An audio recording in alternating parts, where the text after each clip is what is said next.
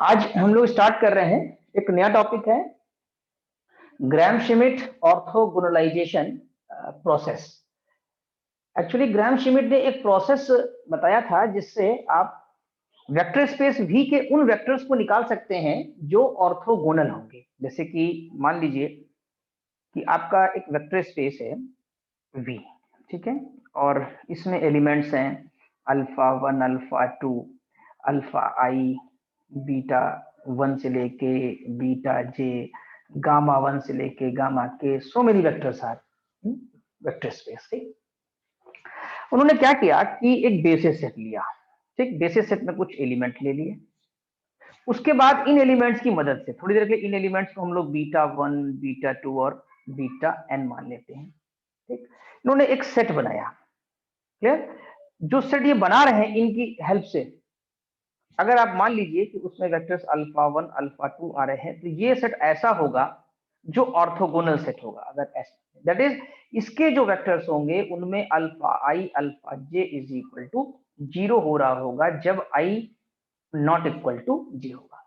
तो इस सेट को बनाना यानी अल्फा 1, अल्फा 2, अल्फा 3 को with the help of beta 1, beta 2, beta 3, beta n vectors, ये बेसिस सेट है। एक्चुअली उन्होंने ये कहा कि अगर हमको एक बेसिस सेट मालूम है वेक्टर स्पेस V का जिसमें n वेक्टर्स हैं, then we can construct a set S। अच्छा, S कहां से आएगा? S के वेक्टर्स भी V के ही वेक्टर्स हैं। वेक्टर आने सब आपके कहां से हैं? V से ही S में आने हैं। ठीक, लेकिन उन जो वेक्टर्स आप लेंगे, उन वेक्टर्स को जो लेंगे V के, उनमें खास बात होगी क्या कि वो ऑर्थोगोनल होंगे। हाँ, बीटा 1, बीटा 2 ये ऑर्थोगोनल है कि नहीं इनसे कुछ मतलब नहीं आपको, ये तो एनी वेक्टर्स हैं जो बेसिस फॉर्म कर रहे हैं इसके वेक्टर स्पेस V के। लेकिन जो कंस्ट्रक्शन होगा, जो एस हम बनाएंगे, जो हम V से लाएंगे, वो श्योर है कि ऑर्थोगोनल होंगे, यानी alpha is inner product alpha j equal to 0। तो this process of the construction of orthogonal vector is known as Gram Schmidt process of orthogonalization. Right? तो अब यहां पर क्या करना है कि जो प्रोसेस है वो सीखना है। ये अल्फा 1 वेक्टर कहां से लाए तो पता है V से, कैसे लाए ये देखना है आपको। फिर अल्फा 2 कैसे डिफाइन किया और कौन सा वेक्टर लाए ये भी देखना है आपको। डायरेक्टली नहीं आ जाएंगे कि V के वेक्टर चले आए, कुछ सिस्टम है इनका, कुछ इन्होंने सोचा है, कैसे सोचा उस चीज को, कैसे डिफाइन किया, क्या थॉट प्रोसेस लगाया, ये आपको इसमें सीखना और समझना है। ठीक, तो देखिए late V be an inner product space and B is equal to beta 1, beta 2 and up to beta n be an ordered basis for V। ये एक्चुअली बेसिस सेट है। बीटा 1, बीटा 2, बीटा n जो vectors हैं इसमें ये V से ही vector आए हैं, लेकिन ये एक ऑर्डर्ड बेसिस बना रहा है आपका। ठीक, फिर आगे क्या कहते हैं, from this set we shall construct an orthogonal set. ये देखिए ध्यान दीजिएगा, वी शैल कंस्ट्रक्ट वर्ड पे, वी शैल कंस्ट्रक्ट अभी बनाना है हमको। एन ऑर्थोगोनल सेट B1 बना लिया, S बना लिया, जो भी नोटेशन आप दें, is equal to alpha 1, alpha 2 up to alpha n। एक बात गौर करिए, B में भी n वेक्टर्स हैं, नंबर ऑफ वेक्टर्स, और जो बनाएंगे आप वो भी नंबर ऑफ वेक्टर्स n होंगे। अगर मान लीजिए 3 डायमेंशनल है कोई वेक्टर स्पेस, उसमें 3 वेक्टर्स हैं, तो 3 ऑर्थोगोनल वेक्टर्स बनाए जा सकते हैं। बनाए जा सकते हैं मतलब V से लिए जा सकते हैं, और वो कौन से लिए जाएंगे उन्हीं को बनाना कहते हैं, उन्हीं कंस्ट्रक्शन कहते हैं, उन्हीं को सर्च करना होता है आपको। ठीक, वो प्रोसेस ग्राम-श्मिट ने बताया। ऑफ n डिस्टिंक्ट वेक्टर्स, और ये अलग अलग भी होंगे, by means of a construction known as Gram Schmidt ऑर्थोगोनलाइजेशन process. इसी को हम ग्राम-श्मिट ऑर्थोगोनलाइजेशन प्रोसेस कहते हैं। ठीक है, अब बनाया कैसे इन्होंने, लेट किया, सपोज किया कि alpha 1 is equal to beta 1, यानी जो इनको इसमें B1 में लेना है पहला वेक्टर, जो अल्फा 1 लेना है वो एक्चुअली में अल्फा 1 जो लिया वो बीटा 1 ही ले लिया। ठीक, क्योंकि देखिए कभी भी अगर आपको दो चीजें परपेंडिकुलर करनी, दो लाइनें, तो एक बेस लाइन तो ड्रॉ करनी पड़ेगी ना। बेस लाइन पर ही तो दूसरी लाइन आप ऑर्थोगोनल खींच सकते हैं।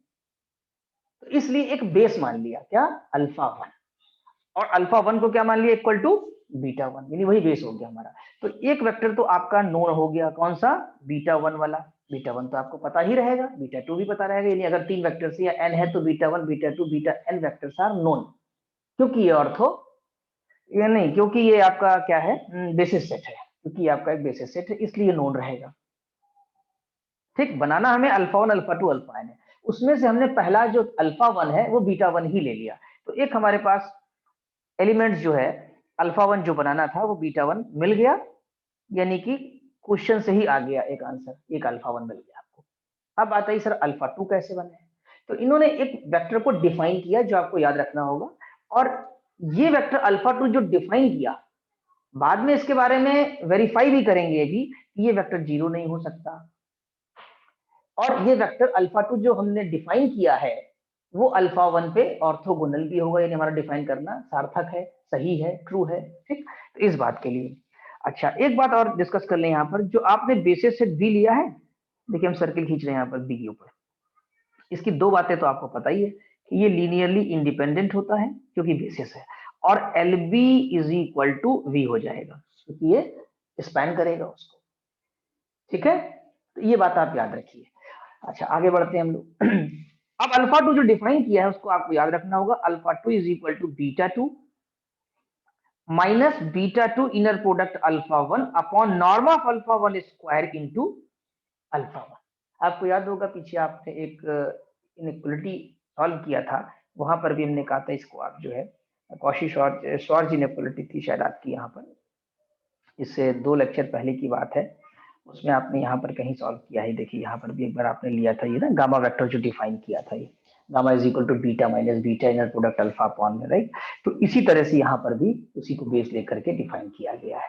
ठीक है, तो यहाँ पर ये वेक्टर आपको याद रखना होगा, कौन सा, alpha 2 is equal to beta 2 minus beta 2 inner product alpha 1 upon norm of alpha 1 square into alpha 1। अब इसमें देखें कहीं अल्फा 2 जीरो तो नहीं हो जा रहा है हमारा वेक्टर, बाई चांस जीरो ही हो गया हो, तो इसके लिए हियर एक क्लेम करते हैं कि alpha 2 not equal to zero vector, because यहाँ वेरिफिकेशन दे रहे हैं alpha 2 equal to zero vector, then beta 2 becomes scalar multiple of alpha 1। अब इस बात को हम आपको यहाँ पर क्लियर कर दे रहे हैं कि कैसे कह रहे हैं, देखिए कि अल्फा 2 जीरो नहीं हो सकता। क्यों नहीं हो सकता, अल्फा 2 जो आपने डिफाइन किया है वो आपके पास है beta 2 minus beta 2 inner product alpha 1 upon में norm of alpha 1 square into alpha 1 if alpha 2 is equal to zero vector. तो अगर आप इसको जीरो वेक्टर रख देंगे तो ये बीटा 2, और ये तो एक स्केलर है,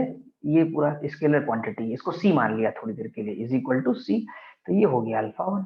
अब ये जीरो वेक्टर है तो आप लिख सकते हैं कि beta 2 is equal to C alpha 1। ठीक, अच्छा अल्फा 1 कितना है, अभी आपने अल्फा 1 और बीटा 1 इक्वल किया है, ठीक है, तो ये हो जाएगा सी बीटा 1, यानी बीटा 2 जो है वो स्केलर मल्टीपल आ रहा है किसके, बीटा 1 के। तो इसका मतलब ये हुआ कि बीटा 1 बीटा 2 ये इंप्लाई कर रहा है इज एलडी सेट, ये लीनियरली डिपेंडेंट सेट हो जाएगा, जो कि गलत है। क्यों गलत है, क्योंकि जो ऊपर आपके पास बेसिस सेट है वो है बीटा 1 बीटा 2 से लेकर के बीटा n वेक्टर्स का, और ये कैसा है, एलआई है। अब बीटा 1 बीटा 2 जो सबसेट है वो इसी का तो सबसेट है, बी का, और every subset of linearly independent set is linearly independent. ये प्रॉपर्टी है थ्योरम है कि अगर कोई लीनियरली इंडिपेंडेंट सेट है तो उसका जो सबसेट होगा वो भी लीनियरली इंडिपेंडेंट होगा। तो उस हिसाब से बात करी जाए तो ये तो लीनियरली इंडिपेंडेंट है बीटा 1 बीटा 2, लेकिन यहां तो दिख रहा है कि बीटा 2 स्केलर मल्टीपल हो गया है इसका बीटा 1 का। कारण क्या है, कारण ये है कि आपने अल्फा 2 जीरो मान लिया, इफ इसका मतलब है कि अल्फा 2 अगर जीरो वेक्टर आप मानते हैं तो लीनियरली डिपेंडेंसी निकल आएगी बीटा 2 और बीटा 1 में, जो कि गलत है, रॉन्ग है। इसका मतलब हमारा ये सोचना कि अल्फा 2 जीरो होगा गलत है, अल्फा 2 जीरो नहीं हो सकता, इसका मतलब इसको डिफाइन करना ठीक है, राइट। तो इस तरीके से वेरीफाई हो जाता है कि हमारा अल्फा 2 जो है वो जीरो नहीं होगा। आगे बढ़ते हैं, इसमें देखिए फिर से पढ़ देते हैं, then beta 2 becomes scalar multiple of alpha 1 यानी कि beta 1, since alpha 1 is equal to beta 1, this is not possible. क्यों पॉसिबल नहीं है, because beta 1 beta 2 is LI subset of set, क्योंकि ये एक लीनियरली इंडिपेंडेंट सबसेट है बी का, बी हमारा बेसिस है। तो एक बात तो क्लियर कि अल्फा 2 जीरो वेक्टर नहीं हो सकता। अब दूसरी बात कि क्या जो हमने अल्फा 2 डिफाइन किया है वो अल्फा 1 के साथ ऑर्थोगोनल है, क्योंकि एक एक करके एंट्री करेंगे। जो हम B1 यहाँ कंस्ट्रक्ट कर रहे हैं, ध्यान दीजिए एरो बना रहे हैं हम, B1 जो हम कंस्ट्रक्ट कर रहे हैं उसमें अल्फा 1 आ चुका है, अल्फा 2 अभी लाएंगे धीरे धीरे करके। अब अल्फा 2 इसमें बिलोंग तब करेगा, हमने तो राइटिंग कर दिया, अल्फा 2 तब बिलोंग करेगा जब ये अल्फा 1 के साथ ऑर्थोगोनल हो जाएगा। तब हम बोलेंगे कि हमने 2 वेक्टर प्राप्त कर लिए, 2 ऑब्टेन कर लिए, एक अल्फा 1 और एक अल्फा 2। तो लेट अस चेक कि alpha 2 is orthogonal with alpha 1 और नॉट। तो हमने यहाँ पर अल्फा 2 की वैल्यू पुट कर दी as per consideration, as per supposition. ठीक है, ये हमने जो सपोज किया था ये हमने डिफाइन किया, रख लिया। अब इसका इनर प्रोडक्ट लेंगे तो अल्फा 1 किसके साथ जाएगा, प्रोसेस पता है आपको, बीटा 2 के साथ। तो बीटा 2 इनर प्रोडक्ट अल्फा 1 लिख दिया जाएगा। ठीक, फिर ये अल्फा, ये तो स्केलर है इतना हिस्सा, ये हिस्सा तो स्केलर है आपका, ठीक है, क्योंकि beta 2 inner product alpha 1 upon में नॉर्म लगा हुआ है। फिर ये अल्फा 1 इस अल्फा 1 के साथ जाएगा, तो स्केलर अलग हो जाएगा, तो अल्फा 1 इनर प्रोडक्ट अल्फा 1 अलग हो जाएगा। ठीक, अब देखिए जीरो आ रहा है क्योंकि alpha 1 inner product alpha 1 is equal to क्या हो जाएगा, नॉर्म ऑफ अल्फा 1 का स्क्वायर। नीचे डिनोमिनेटर में भी है, कैंसिल हो गया। जब डिनोमिनेटर न्यूमिनेटर कैंसिल हो गया तो ये बीटा 2 इनर प्रोडक्ट अल्फा 1 यहाँ लिखा है, फर्स्ट टर्म में भी है बीटा 2 इनर प्रोडक्ट अल्फा 1, इसको क्या बना देगा, 0। तो 10 यानी हमने रिजल्ट निकाल लिया कि alpha 1 comma alpha 2 is orthogonal set, यानी एक सेट मिल गया जो ऑर्थोगोनल है और उसमें सिर्फ 2 ही एलिमेंट अभी हमारे पास आ पाए हैं, कौन से, अल्फा 1 अल्फा। अब हम सपोज कर लेते हैं यहाँ पर, proceeding in the same way let us suppose that we obtain orthogonal set, यानी हमने कितने वेक्टर्स प्राप्त कर लिए, अल्फा 1 अल्फा 2 से लेके अल्फा के वेक्टर्स प्राप्त कर लिए, obtain, we have obtained alpha 1 to alpha के वेक्टर्स इन ए सेट। लेने कितने हमको n, तो अभी हमने इसको k को n से कम माना है, कि ऐसे क्या सपोज कर लें कि n मिल गए, हम इंडक्शन लगाएंगे यहाँ पर। ठीक, इंडक्शन आपने 12th क्लास में पढ़ा है, ठीक है, कैसे, k मिल चुके हैं। अब इसके अंदर हमें एक वेक्टर और इंसर्ट करना है, लाना है अल्फा k प्लस 1 इस सेट के अंदर। अगर हम अल्फा k प्लस 1 डिफाइन करके इसके अंदर इंसर्ट कर दें तो उसी प्रकार से हम अल्फा n वेक्टर्स कर पाएंगे। तो अब एक ही काम रह गया है, एक ही स्टेप रह गया है कि हमने अल्फा k प्लस 1 डिफाइन किया। अब थोड़ा गौर करिएगा डिफाइन भी किस टेक्निक से कर रहे हैं, अब देखिएगा। देखिए ये जब अल्फा 2 किया था, अल्फा 2 तो यहाँ क्या किया था, बीटा 2, ध्यान दीजिएगा, अल्फा 2 तो बीटा 2, यहाँ भी बीटा 2, और प्रीवियस वाला वेक्टर जो आपको मिल गया था ये अल्फा 1 अल्फा 1, यहाँ अल्फा 1। तो अब यहाँ हम अल्फा जो 2 लिखा है यहाँ पर हम लिखने जा रहे हैं अल्फा k प्लस 1। अब इसको आपको वेक्टर को ध्यान रखना पड़ेगा, ये रहा यहाँ पर स्क्रीन पर आपके। ठीक, तो ये alpha k plus 1 is equal to beta k plus 1, जैसे वहां alpha 2 is equal to beta 2 से स्टार्ट हुआ था। ठीक, अब सब जगह बीटा k प्लस 1 चलेगा। ठीक है, तो beta k plus 1, beta k plus 1 inner product alpha 1 norm of alpha upon में norm alpha 1 square, alpha 1 beta k plus 1 inner product alpha 2 upon norm of alpha 2 square alpha 2। Last में एक थोड़ी mistake है यहाँ पर, क्योंकि आपको k vectors प्राप्त हो चुके हैं पूरे, you have obtained alpha k vectors, तो लास्ट में एक ये अल्फा k तक बनेंगे, यानी नंबर ऑफ टर्म्स कितने होंगे, नंबर ऑफ टर्म्स हमारे पास देखिए बीटा k प्लस 1 से स्टार्ट हुआ, ये अल्फा 1 अल्फा 2 तो k प्लस 1 टर्म्स हो जाएंगे। ठीक है, ये आ रहे हैं यहाँ पर अल्फा 1 अल्फा 2 से लेके और बीटा k प्लस 1, तो अल्फा 1 यूज किया आपने, अल्फा 2 यूज किया और अल्फा k तक पूरा इस इक्वेशन को डिफाइन कर दिया। चाहे नंबर डाल दीजिए आप, इक्वेशन नंबर 2, ये आपको याद रखना होगा, टेक्निक हमने बताई दिया ऊपर, एक इस तरीके से करेंगे आप। फिर इसको एक समेशन फॉर्म में लिख दिया हम लोगों ने, ये पूरा आगे जो पहला टर्म छोड़ करके ये जो इक्वेशन 2 के रिमेनिंग टर्म्स हैं उनको लिख दिया i equal to 1 to k beta k plus 1 inner product alpha i upon में norm of alpha i square into alpha i की वैल्यू 1 से लेकर के k तक।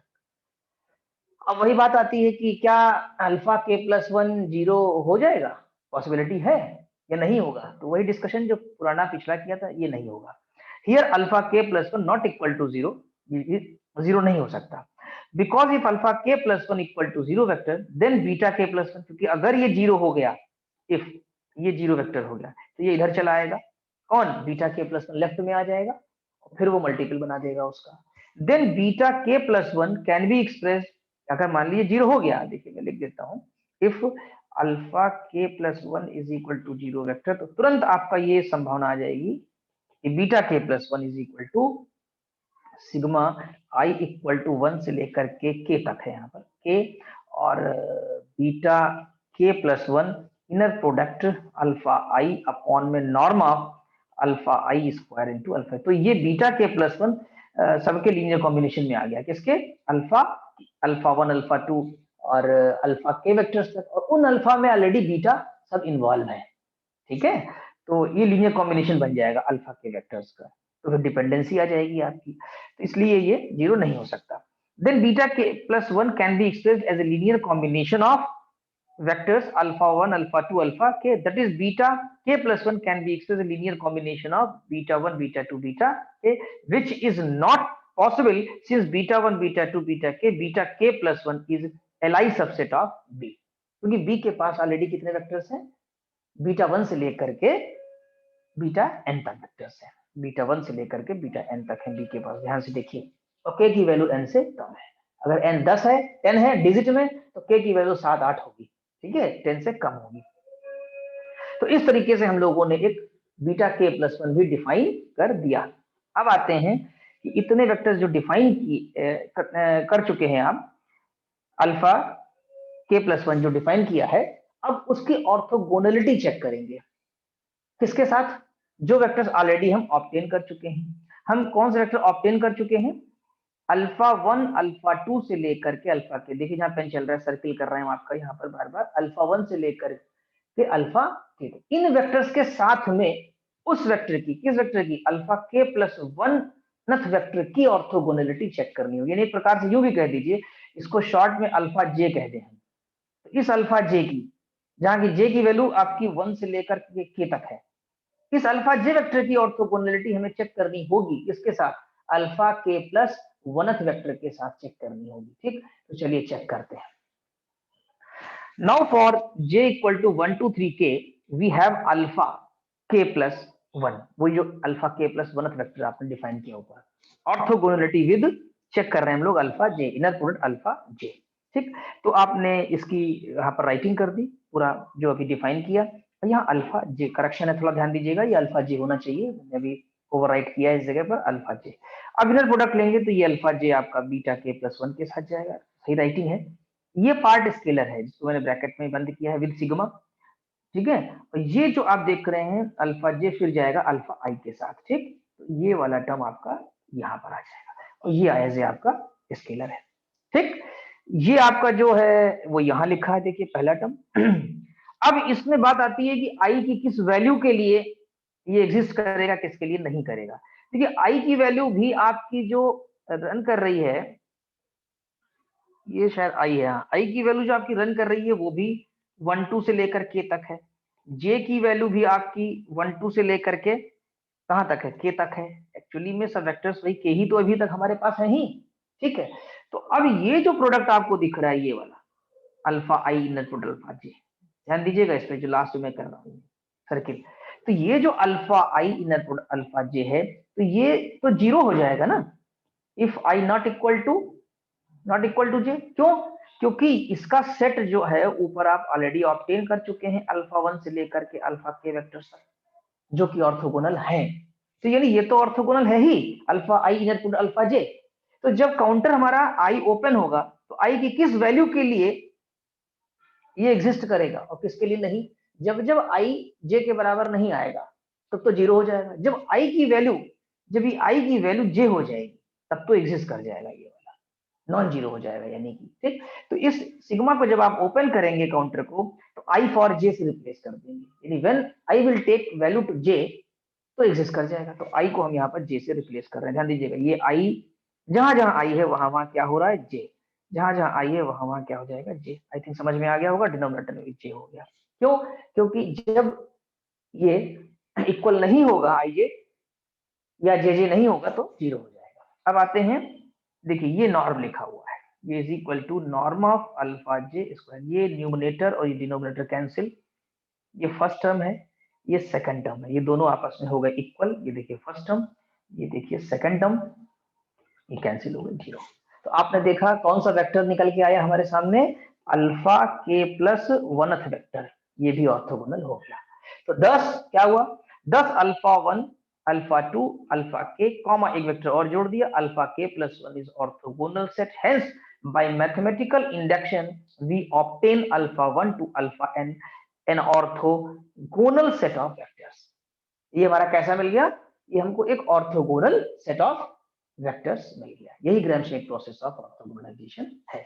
अब इसमें है कि सर अल्फा 3 मान लीजिए न्यूमेरिकल प्रॉब्लम में कभी आता है निकालने को, इससे ज्यादा नहीं आता एग्जाम्स में, तो अल्फा 3 का फार्मूला आप याद कर लीजिए, इसी से बना लिया हमने, अल्फा के प्लस 1 जो डिफाइन किया था अभी आपको, beta K plus 1 and so on से, ठीक। तो बीटा 3 याद कर लीजिए, बीटा 3 फिर beta 3 inner product alpha 1 upon norm of alpha 1 square alpha 1, beta 3 inner product alpha 2 upon norm of alpha 2 square alpha 2। अगर अल्फा 4 करना होगा तो बीटा 4 से स्टार्ट हो जाएगा, वो इस फार्मूले से आप कर लीजिएगा। इस जगह भी जो हमने आपको ये क्वेश्चन नंबर 2 जो मेंशन की है यहाँ पर ध्यान दीजिए, ठीक, यहाँ से कर सकते हैं।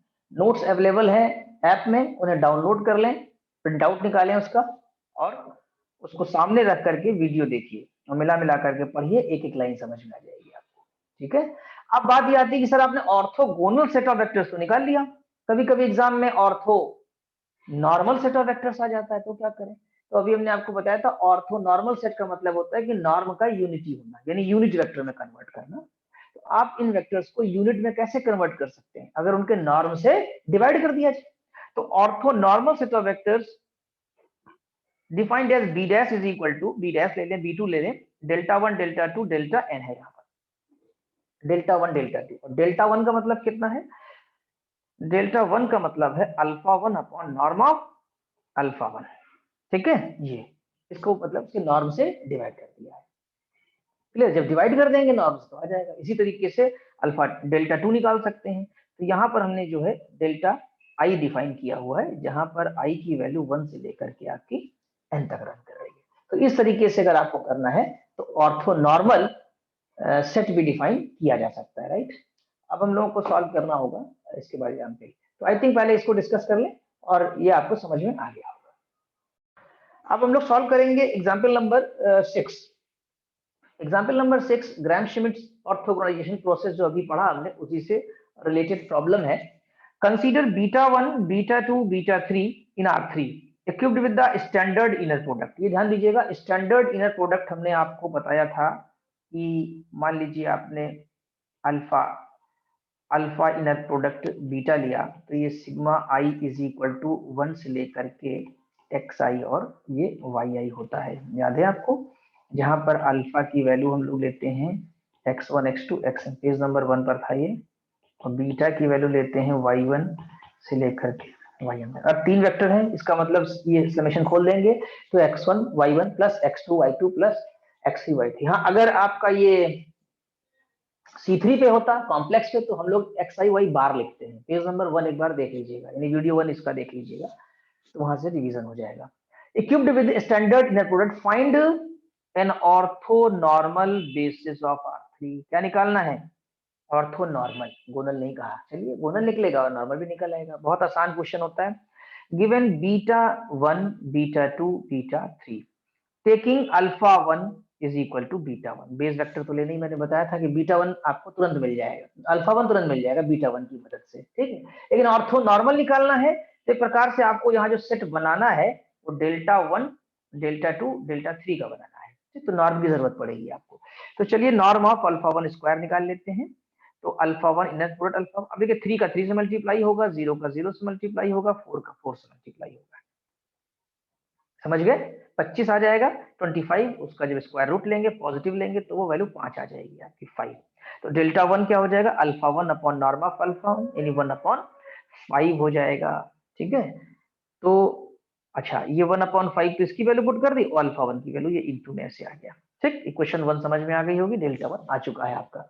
अब चलते हैं अल्फा 2 पर। अल्फा 2 का फार्मूला जो अभी आपने पढ़ा, एज पर formula beta 2 minus beta 2 inner product alpha 1 upon norm of, ये अल्फा 1 और चीज प्रीफिक्स यहाँ पर सफिक्स में, तो अल्फा 1 स्क्वायर इनटू अल्फा 1। अब बीटा 2 की वैल्यू आपने पुट कर दी, ये बीटा 2 दिया हुआ है, और यहाँ पर बीटा 2 की वैल्यू पुट कर दी, और यहाँ पर अल्फा 1 की वैल्यू पुट कर दी। Alpha 1 is nothing just beta 1, और यहाँ पर नॉर्म के स्क्वायर की वैल्यू पुट कर दी जो कि 25 है, और अल्फा 1 की वैल्यू आपने पुट कर दी 304, ठीक। ध्यान दीजिएगा, अब यहाँ 3 का -1 से मल्टीप्लाई होगा, 0 का 0 से मल्टीप्लाई होगा, 4 का 7 से मल्टीप्लाई होगा, मल्टीप्लाई कर लीजिए। तो मल्टीप्लाई करेंगे तो -3 प्लस 28 आ गया 25, तो ये 25 आ गया, देख रहे हैं। नीचे नॉर्म में 25 कैंसिल हो गया, 1 बचा। 1 is a scalar quantity, that is 1 आएगा यहाँ पर, and 1 will multiply two 3, 1 will multiply two 0, 1 will multiply two 4। 1 कहने का मतलब मेरा कोई भी नंबर होता, मान लीजिए 50 आता ऊपर, 50 आता, तो 50 अपॉन 25 तो 2 बना देता, फिर 2 अंदर चला जाता, उसके चला इसलिए जाता क्योंकि स्केलर अंदर जाएगा तभी वेक्टर माइनस वेक्टर हो पाएगा, क्योंकि ये भी वेक्टर और ये भी वेक्टर, क्योंकि ये टुपल्स के फॉर्म में लिखे, कॉमा करके लिखे हुए हैं। अब इन्हें आप घटा देंगे तो ये आ जाएगा। ये अल्फा 2 आया, अभी डेल्टा 2 नहीं आया। डेल्टा 2 निकालने के लिए क्या करेंगे, अल्फा 2 का नॉर्म निकाल लेंगे, दैट इज अल्फा 2 का नॉर्म का स्क्वायर क्या होगा, alpha 2 inner product alpha 2। Alpha 2 की वैल्यू पुट कर दी जो भी आपने निकाली है, इनर प्रोडक्ट, फिर अल्फा 2 -4 का -4 के साथ, 0 0 के साथ, 3 3 के साथ मल्टीप्लाई करिए, फिर 25 आ गया, यानी ये भी नॉर्म आपका 5 आ गया, ठीक है। 5 डेल्टा 2 निकालना है, अल्फा 2 की वैल्यू पुट कर दीजिए जो आपने निकाली यहाँ पर अभी अभी, ठीक, और नॉर्म की वैल्यू पुट कर दी। Equation number 2 will define delta 2। कितना आसान है ये आपका, ठीक। अब आते हैं अल्फा 3 में, थोड़ा कैलकुलेशन बढ़ता जाता है हमारा, इसीलिए एग्जाम में 3 से ज्यादा नहीं पूछे जाते हैं, टाइम टेकिंग है ये। अभी तो हम इतना आसानी से आपको समझा रहे हैं क्योंकि हमारे सामने सॉल्व रखा हुआ है, हमें इतनी राइटिंग नहीं करनी है, ठीक, बट राइटिंग में टाइम लगता है, ठीक है। तो alpha 3 is defined as beta 3 inner product alpha 1, norm of alpha 1 square alpha 1, तो सेकंड टर्म में जाएंगे तो फिर यहाँ beta 3 alpha 2 inner product alpha 2 norm of alpha 2 square और अल्फा 2, सही लिखा हुआ है, पीछे फार्मूले हैं आप याद कर लीजिएगा। बीटा 3 आपको क्वेश्चन में गिवन है, वहां से पुट करिए और बीटा 3 की वैल्यू पुट करिए, फिर आप अल्फा 1 की, alpha 1 is nothing just beta 1 put कर दीजिए, उसके नॉर्म की वैल्यू पुट कर दीजिए, फिर यहाँ अल्फा 1 पुट कर दीजिए, फिर यहाँ बीटा 3 पुट करिए, फिर अल्फा 2 पुट करिए, फिर norm of alpha 2 square put करिए और यहाँ पर अल्फा 2 की वैल्यू पुट कर दीजिए, ठीक। आई थिंक यहाँ पर कोई कैलकुलेशन शो नहीं किया गया, शॉर्ट में सिंप्लीफाई करके लिख दिया गया है 090। क्यों, क्योंकि अल्फा 2 तक आपको इतना एक्सप्लेन कर दिया गया है कि यू कैन सॉल्व योरसेल्फ, आप अपने आप कॉपी पर करिए, वेरीफाई करिए, you will be getting 090।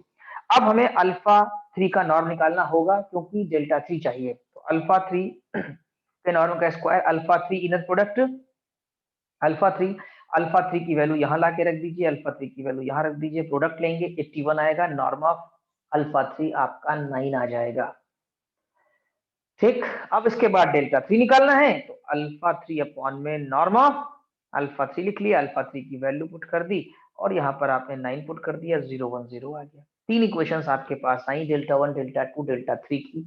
Here from 1 2 and 3 ortho normal basis और R3, अच्छा ये बेसिस भी होते हैं, ये भी ध्यान रखिएगा, जो आप कंस्ट्रक्शन करते हैं तो इन्हें ऑर्थो नॉर्मल बेसिस कहते हैं।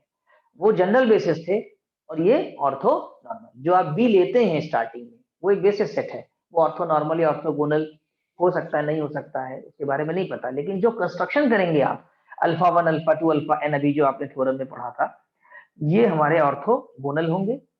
और अगर आप डेल्टा 1 डेल्टा 2 बनाते हैं डेल्टा n तक, तो ये हमारे ऑर्थो नॉर्मल होंगे। इस प्रॉब्लम में आपने निकाल लिया 1/5 304, 1/5 -403 015।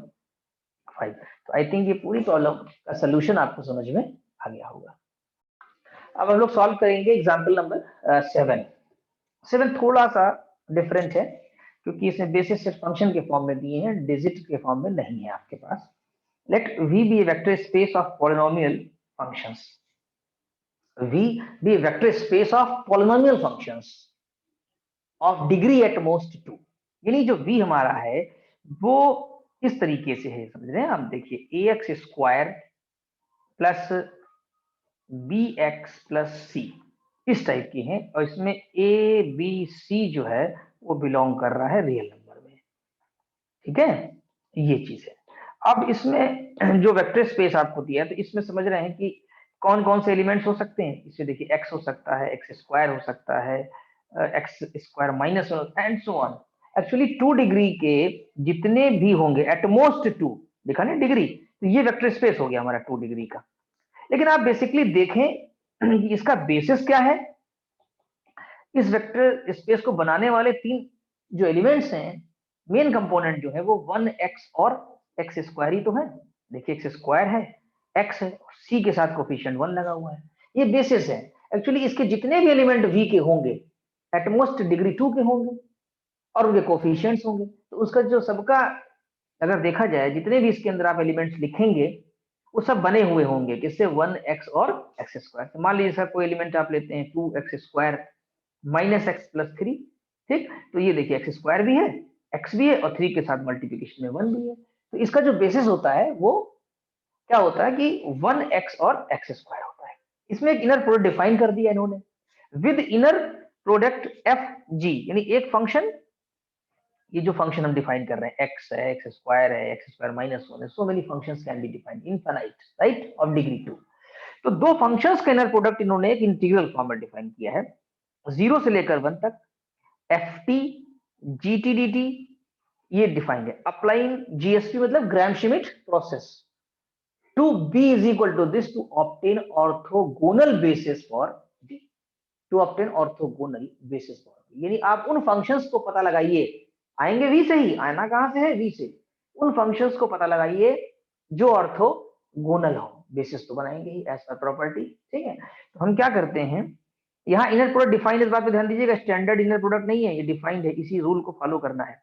Alpha 1 is equal to beta 1 is equal to 1, actually beta 1 यहाँ पर कितना है 1 है, और बीटा 2 कितना है x है, और बीटा 3 जो है वो एक्स स्क्वायर है, ठीक। अब अल्फा 1 का जब नॉर्म निकालेंगे तो अल्फा 1 इंटू अल्फा 1, अब जो फंक्शन है वो लिखा जाएगा एफ टी और जी टी, तो इसके मुताबिक यहाँ पर अगर देखिए तो F T is equal to alpha 1 which is 1, G T is equal to alpha 1 which is 1, तो 1 इंटू 1 डी टी, तो इंटीग्रेशन किया, तो इंटीग्रेशन जब आप इसका करेंगे तो टी आएगा, और लिमिट लगा देंगे 0 से 1 तो 1, इसलिए वैल्यू इसकी आ रही है 1, तो नॉर्म ऑफ अल्फा 1 1 हो गया ठीक है। तो ऑर्थोगोनल निकालना है, नॉर्मल नहीं निकालना है, इसलिए हम लोग डेल्टा 1 नहीं निकालेंगे। अब चलिए अल्फा 2 में, यहां ज्यादा समझ में आएगा भी, और तो alpha 2 is equal to beta 2 minus beta 2 inner product alpha 1 upon norm of alpha 1 का स्क्वायर इंटू अल्फा 1, ठीक है, ये लिख लिया। अब बीटा 2 की जगह क्या लिखेंगे, देखिए एक्स, हमने बताया आपको बीटा 2 की वैल्यू कितनी है एक्स, बीटा 2 की जगह एक्स। अब इस इनर प्रोडक्ट को आप इंटीग्रल फॉर्म में लिखेंगे 0 से 1। अब यहाँ टी डी टी क्यों आया, देखिए बताते हैं आपको। बीटा 2 का मतलब हम लोग ले रहे हैं as per formula F T, हमको लेना क्या है बीटा 2 की जगह पर एफ टी, और एफ टी अब ये भी तो फंक्शन है, ये एफ एक्स है बेसिकली, एफ एक्स कितना है यहाँ पर एक्स है, तो ये बन जाएगा टी, क्योंकि बीटा 2 है एक्स यानी एफ एक्स है एक्स, तो एफ टी बन गया टी। अब बात आती है अल्फा 1 की, तो अल्फा 1 तो हम बता ही चुके हैं आपको कि बीटा 1 और बीटा 1 है, तो जीटी कितना हुआ, यानी अल्फा 1 या जीटी की तरह रोल प्ले करेगा, तो ये हो जाएगा 1। तो फार्मूला क्या कहते हैं एफ टी इंटू जी टी डी टी, तो एफ टी की जगह रखा आपने कितना टी, और जी टी की जगह रखा 1 और इंटीग्रेट कर दिया, और जिसको इंटीग्रेट करेंगे तो टी स्क्वायर बाई 2 आएगा, लिमिट लगा देंगे आप, ठीक है, तो ये हाफ आ जाएगा, क्योंकि ये डिफरेंट इंटीग्रल है, न्यूमेरिक वैल्यू देगा आपको, तो हाफ न्यूमेरिक वैल्यू दे दिया, तो इस तरीके से आपके पास x माइनस हाफ आ गया, लेकिन ये क्या आया, ये अल्फा 2 आ गया आपके पास, ठीक, यही चाहिए, यही था अल्फा 1 अल्फा 2 आ गया।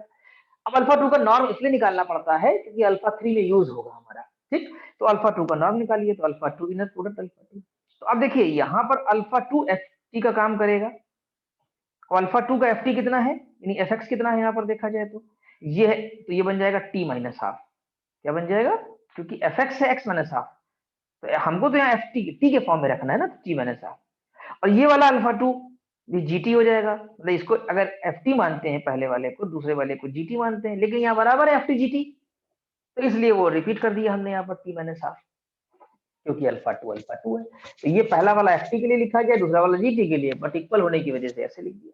अब ये केवल मात्र इंटीग्रेशन है आपका 12th क्लास का, टी माइनस हाफ का होल स्क्वायर, ठीक है, तो टी माइनस हाफ के होल स्क्वायर का इंटीग्रेशन कर दिया आपने, लिमिट लगा दिया, तो ये वैल्यू 1/12 आ गई, कितनी आ गई 1/12। अब इसमें यहाँ पर हम अल्फा 3 में आते हैं, ध्यान दीजिएगा, alpha 3 is equal to beta 3 inner product alpha 1 upon में norm of alpha 1 square alpha 1 minus beta 3 inner product alpha 2 upon में norm of alpha 2 square into alpha 2, ठीक है। अब यहाँ वैल्यू पुट कर दीजिए, बीटा 3 की वैल्यू कितनी है एक्स स्क्वायर, आपने देखा ऊपर यहाँ पर हमने लिखा भी है कि बीटा 3 की वैल्यू जो है वो, बीटा 3 की वैल्यू एक्स स्क्वायर है यहाँ पर, ठीक है, तो बीटा 3 पुट कर दिया हम लोगों ने। अब यहाँ बीटा 3 एज ए जीटी का काम करे, एफटी का काम करेगा, ठीक है। और जो बीटा 3 का फंक्शन है वो एक्स क्यूब है, तो ये बन जाएगा टी क्यूब, इसीलिए टी क्यूब यूज किया गया। सेकंड अल्फा 1 1 है, ये आ गया आपके पास, नॉर्म 1 है ही और अल्फा 1 1 है। फिर बीटा 3 इज एक्स क्यूब, और एक्स क्यूब का अगर टी के फॉर्म में लिखेंगे तो टी, नहीं सॉरी क्यूब नहीं है, स्क्वायर है ये ध्यान नहीं दिया, स्क्वायर, ठीक। तो यहाँ पर आपके पास एक्चुअली बीटा 3 जो है वो एक्स स्क्वायर है, क्यूब नहीं। तो यहाँ पर आपके पास ये टी स्क्वायर में कन्वर्ट हो जाएगा, ठीक, क्योंकि एक्स स्क्वायर है। और अल्फा 2 की वैल्यू अभी शायद आप निकाल चुके हैं, अल्फा 2 की वैल्यू देखिए यहाँ पर आइए, एक्स माइनस 1/2 बन जाएगी टी माइनस 1/2, तो ये हो गया अल्फा 2 टी माइनस 1/2 हो जाएगा, और dt तो लगेगा, इंटीग्रेशन का है। वो अल्फा 2 यहाँ x के फॉर्म में रखेंगे, क्योंकि इनर प्रोडक्ट के साथ आपको t के फॉर्म में रखना है। ऐसे ओपन अगर अल्फा 2 है तो जो उसकी वैल्यू फंक्शन के फॉर्म में है वही रखेंगे, x माइनस हाफ, ठीक। अब आपको यहाँ पर एक इंटीग्रेशन परफॉर्म करना है न्यूमरेटर में, और इसकी वैल्यू निकालनी है, तो शायद ये आ रही है -1/3, इसकी वैल्यू भी निकाल लेंगे आप, ठीक है। तो यहाँ शायद एक मिस्टेक लग रही मुझे, देखिए ये 1/12 है और यहाँ 1/2 लिखा है, इट शुड बी 12, ध्यान दीजिएगा, नोट्स में सही कर लीजिएगा, इट शुड बी 1/12। तो 12 जब न्यूमरेटर में जाएगा तो ये देखिए यहाँ सही लिखा हुआ है, यहाँ सही है, और इसका इंटीग्रेशन का वैल्यू इतना आ रहा है, क्लियर। और x माइनस 1/2 ये लिखा है, एक्स स्क्वायर ये लिखा है, सब सिंप्लीफाई कर लेंगे तो आपको ये एक क्वाड्रेटिक इक्वेशन, मतलब इक्वेशन नहीं, फंक्शन आ जाएगा 2 डिग्री का। तो x square minus x plus 1/6, तो hence orthogonal basis for v is alpha 1 की वैल्यू पुट कर दीजिए, अल्फा 2 की वैल्यू पुट कर दीजिए, और अल्फा 3 की, तो ये हमारा ऑर्थोगोनल होगा और उसका बेसिस भी होगा। आप चाहें कि ऑर्थोगोनल चेक करना है तो जो फार्मूला आपको दिया हुआ है उसमें लगाएंगे तो उसकी वैल्यू तुरंत 0 आ जाएगी आपके पास, क्योंकि हमको पता है कि अल्फा 1 इनर प्रोडक्ट अल्फा 2 यहाँ क्या होगा, 0 होगा, और अल्फा 2 इनर प्रोडक्ट अल्फा 3 भी 0 होगा, और अल्फा 1 प्रोडक्ट अल्फा 3 भी 0 होगा, तभी तो तीनों कहलाएंगे कि ऑर्थोगोनल सेट ऑफ वेक्टर्स है। तो आई थिंक ये समझ में आ गया होगा। एक बार इसकी राइटिंग करेंगे कॉपी पर, एक एक लाइन लिखेंगे तो पूरा कंसेप्ट क्लियर हो जाएगा और अच्छे से याद भी हो जाएगा। आई थिंक समझ में आ गया।